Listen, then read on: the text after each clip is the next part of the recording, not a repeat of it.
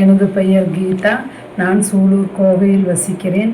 எனது 3வது மகள் கோதை. வயது 41. திருமணம் ஆகவில்லை.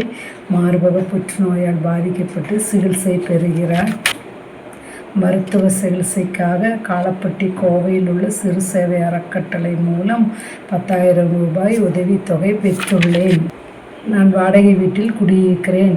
சிறு சேவை அறக்கட்டளைக்கும் திரு சரவணகுமார் அவர்களுக்கும் மிக மிக நன்றி. மூலமா நீங்க பண உதவி செஞ்சீங்கன்னா நிறைய பேருக்கு ரொம்ப யூஸ்ஃபுல்லா இருக்குங்க. Cancer, kidney failure, open heart surgery பண்ணுங்க எல்லாத்துக்குமே மருத்துவ உதவி பண்ணிட்டு இருக்காங்க. ரீசெண்டா திருப்பூர் காந்தி நகரை சேர்ந்த பூங்குடி அவங்களுக்கு 10,000 ரூபாய் தொகை கொடுத்தாங்க.